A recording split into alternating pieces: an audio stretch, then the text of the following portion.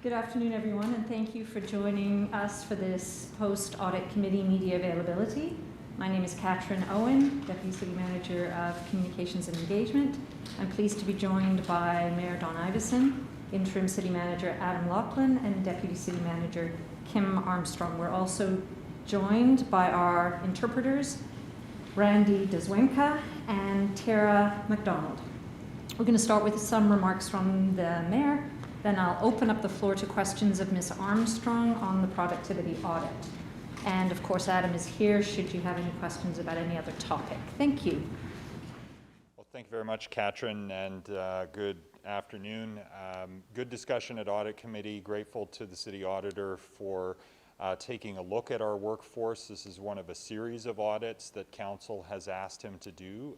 And even before COVID, we wanted to make sure that the workforce of the City of Edmonton was the right size and the right productivity, had the right accountability measures in place. This is his first product, and it indicates that over time, even as we have worked to bring the number of city employees down on a per capita basis over the last several years, that our number of supervisors has still increased. And so after a really thorough discussion at Council, at Audit Committee, Councillor Knack brought forward an excellent motion directing city staff to look at reductions in supervisors and therefore change the supervisor ratio, and of course that would involve some savings.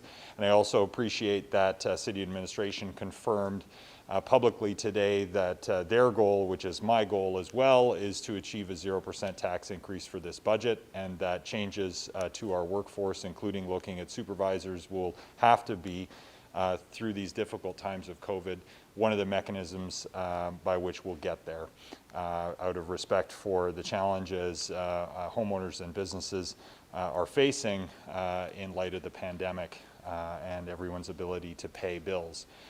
So this will be part of accountability on the issues raised in the audit, will be part of the answer to how we get to a 0% tax increase for 2021 budget. So I'm happy to take questions on that, and Adam and Kim are here for particular questions on administration's perspective on the audit. So, Dinesh, since you're in the room, would you like to go first? Sure, yeah, Mayor, just, how do we find this balance here? So, like you indicated, there was a time where, the city was using too many consultants, and those damning reports, we came to a number on, potential cuts here. So how do we find this balance so we're not kind of repeating the cycle again and again and again? Well, this is where you do need an internal auditor to show where your trends are maybe moving outside of where you want to be. But then also have institutional memory to remember that some of these positions that are technically classified as supervisors are the very project managers who we've hired in order to make sure that we deliver infrastructure projects more accountably, more on time, more on budget, and rely less on external consultants, because not that many years ago, one of the critiques was the city was too reliant on outside consultants. So making sure we have the right number of people on board in-house at the city to do the regular work of things like neighborhood renewal and bridge maintenance and building retrofits for energy efficiency, and then just having consultants there for when you need them is a fair question for us to ask, and administration will continue to look at that. The challenge here with the audit is that technically a bunch of those people, because they're engineers with high levels of technical expertise and work in small teams on projects, they're technically captured as supervisors in the audit. So that throws the numbers off in that area in particular, and because they're expensive positions, because they're highly technically qualified, they throw the compensation numbers off as well. But it doesn't mean that there aren't other areas where there might be teams that should be larger, where there might be a layer of management, too many in between the city manager and the front line, outside of these infrastructure and technical issues. And even that should be reviewed from time to time, of course. So the purpose of the audit is to look under the hood on all of that. And administration will now have, as part of the follow-up to this, an imperative to go find some of those positions where there may be one too many layer, which is not across the entire organization. But as we've restructured, for example, you used to have a roadways department, you used to have a parks department, and the way I like to talk about it is you had, 100 white pickup trucks over here with City of Edmonton on the side, parks, and 100 white pickup trucks over here that said transportation on it, when we only needed 150 white pickup trucks with City of Edmonton on the side. As you consolidate that, we've seen a growth in the number of supervisors in that area. And so perhaps that's justified in order to make the integrated model, which ought to be more efficient, work. That will have to be justified to us based on the, as governors, as it comes forward for budget, for example, because that's one of the areas where the number of supervisors has risen. So we'll expect administration to continue to scrub down every corner of the organization for positions that we can do without because of the pandemic and the budget challenges that we're under. And again, the auditor's report gives council and administration a starting place for where to look for some of those. Vinesh, did you have a follow-up question? Yes, I do, and I'm not sure if it's for Mayor or Adam or Kim, but the debate today has been about the supervisor positions, but what about the directors, branch managers? I mean, is this kind of in-depth look going to include kind of those things as well? My expectation is that it should, but Adam can speak more to that. We're going to have to look everywhere in order to get to a 0% budget increase for next year. So he agrees. Thanks, Vinesh. We have Natasha and Dustin online. Natasha, would you like to put your question? Sure. I believe it's for Kim or Adam. Go ahead. I'd like to know a little bit more about the work that's being done on this new, what Kim referred to as a modernized job classification system, and whether you could present maybe a few examples for us of what it is now and maybe what you're looking at it to be changed to. Sure, Natasha. Thank you very much. Just give me 1 second to grab my note on this. So the city's current classification system has hundreds upon hundreds of different job profiles, so different specific jobs. When you look at the modernization of a classification system, the intention is to reduce by a significant number the variation in classifications across the organization to come to a more standardized description of the work involved in a particular role. So this project has just actually this week gone to executive leadership team for approval of the business case. We will be retaining external support to assist us. It is a very significant undertaking. It will involve discussions with our civic unions because there are compensation implications when you revise a classification system. And our intention is to have it implemented by 2022, although certainly we are aware that there is a desire to accelerate that work to the extent that we are able to do so. Did you have a follow-up, Natasha? Okay, thanks for that, Kim. That clarifies a lot for me, but could you, I know you said that there's hundreds of job classifications. Could you just point out maybe 1 or 2 examples to give us something tangible to work with? Even just when we look at out-of-scope positions, so non-unionized positions, we have ML1, ML2, ML3, ML4, MS1, MS2, PT1, PT2, et cetera, et cetera, et cetera. And then within every kind of work, so for example, in rec, you'll have rec tech 1, 2, 3. We'll have different kinds of crew chiefs. The idea in a modernized classification system is that even if the work is being done in a different service line, the essential quality of the work can be similar, so that instead of having a rec tech and let's say a waste management person with different classifications, we could have the same classification because they are doing similar work with similar accountabilities and complexity, even if they're in a different line of business. Was that helpful, Natasha? I believe so. And then, so sorry, just one quick follow-up. Does that mean then we are stable, like putting the same kind of salary for that one classification, and that's where we're going to find efficiencies? So it's an excellent question. The intention is that you would standardize compensation within a particular classification, and that is why this is a time-consuming project. It does involve discussions with our union partners, and it involves looking at how we're compensating each role in comparison to the market, in comparison to other organizations, to ensure that we have the right salary for the right work in the right place in our structure. Thanks, Natasha. Thank you very much. Thank you very much. Thank you. And Dustin, over to you. Hello, thank you. Probably this is for Adam or Kim, but I'm wondering if council does move forward with the supervisor FTE reductions as noted in the motion, how does the city do this without impacting productivity and service levels? What's the plan for that? I'll start, and then I'll turn it over to my city manager to fill in the gaps. It certainly has to be an exercise that's undertaken with diligence and care.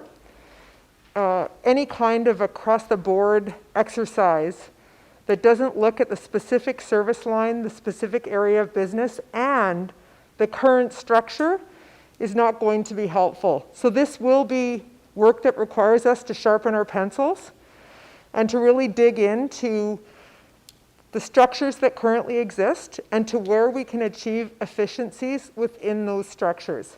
I would never advocate for an across-the-board or uniform application of a target without giving us the opportunity to actually delve into the various organizational units within the city and assess which ones can be improved and can be brought into alignment with our organizational design framework. And I'll let Adam. That was great, Kim. Dustin, I think another key component to that is the service and service level discussion that we feel we need to have with council about the different services that are offered by the City of Edmonton. And again, just echoing the mayor's comments in terms of the tight economic times that we're in, that we do feel that we do need to have a priorities discussion about the services and service levels that the City of Edmonton offers. And that would be another mechanism that helps us potentially achieve those reductions. Do you have a follow-up question, Dustin? I do. Thank you both for that. I'm wondering, the audit report mentioned that a lot of this increase came from approved service packages from council during budget discussions. So could this mean less ability for future projects? A lot of it was operating from capital. Could that have an impact now if these reductions move forward on funding future service packages? Well, I'd be hard pressed to suggest that we'd actually bring forward service packages for approval in this economic climate.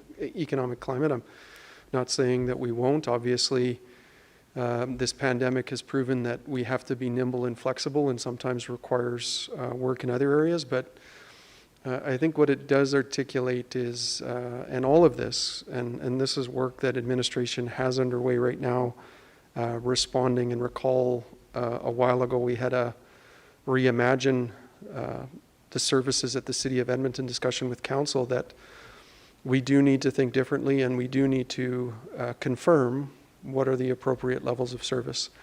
I'll also flag, and the mayor said this today as well, that there was a rec center that was identified previously to go ahead, but through the budget discussions that we had, council approved a pause to that because of the pressures that I think we're experiencing in terms of your comment, operating impacts capital. So I think from administration's perspective, I think everything's on the table for discussion with council as it relates to how do we do our best to achieve a 0% tax increase in 2021.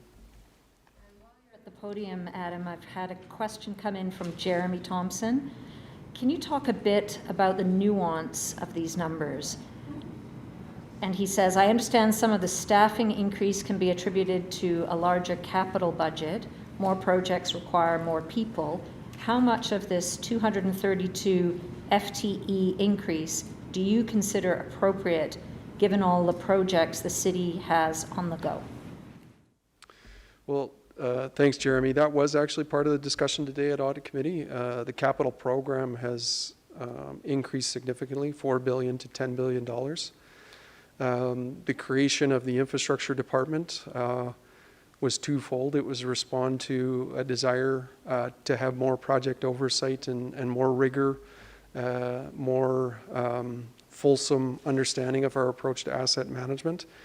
But it was also to make sure that we were aligned with a private sector model in terms of infrastructure delivery, and the department was created on that basis. And I'm testing myself here in terms of numbers, but I think the number of professional and technical staff identified within this audit was around 77, or that might be the number that's in IAS. And as the mayor said, those are the professional engineers, the professional project managers that support that growth in the capital budget, and quite frankly, the complexity in some of our capital projects. In the Southeast LRT, the Valley Line Southeast, we had our largest capital project ever, and it's quickly being followed up by the next largest capital project ever, so which is the Valley Line West. Those are complex, city-changing projects that do require a greater attention to detail by strong professional project managers and engineers. Thank you for that question, Jeremy. And I think we've dealt with everybody's questions now. Just want to thank... I have a very quick follow-up, if that's okay, just on what Adam just said. Certainly, Dustin, go ahead. The $4 billion to $10 billion infrastructure budget jump, is that last budget cycle to this budget cycle, or 2019 to 2020? What's the time frame for that? 18 to 19 to 22. Okay, great, thank you. Thanks, Dustin. Actually, I just have one question, unrelated topic, but maybe for the mayor. Obviously, they're doing the removals at McIntyre Park. I'm not sure, Mayor, if you've seen there's some resistance.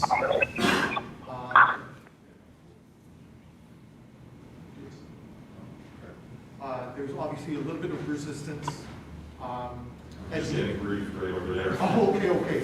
Obviously, there's a little bit of resistance, and even if it's removed, there's a possibility that it could come back. So how do we deal with this, knowing that it could be an ongoing problem, knowing if you take the encampment away that it could come back? Well, there's the short-term response to particular encampments, which we have to each take in their context. And in this context, the organizers of that camp had originally indicated today would be their last day. So respectfully, we'd ask them to abide by that previous undertaking.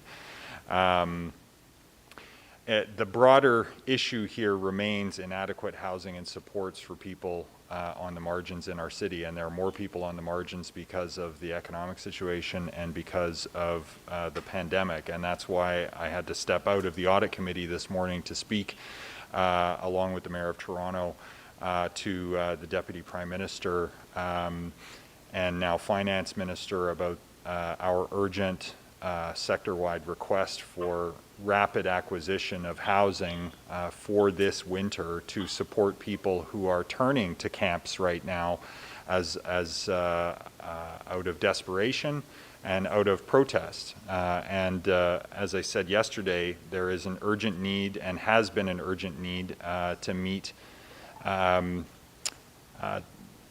unmet demand for dignified housing for people experiencing homelessness, and we are doing everything we can to secure the resources and partnership from senior orders of government to meet what I think is, as I said yesterday, the core demand that residents of these camps have, which is to be treated with dignity, which the City of Edmonton 100% agrees, and that's why we're bending over backwards to try to find a systemic and sustainable solution which will not only meet people's needs more effectively, but reduce the social disorder, which is bad for business right now, reduce their interactions with the healthcare system at a time where we need our healthcare system to be, running as smoothly as possible, and divert people from unnecessary interactions with police, the courts, and jails, as we've heard about all summer.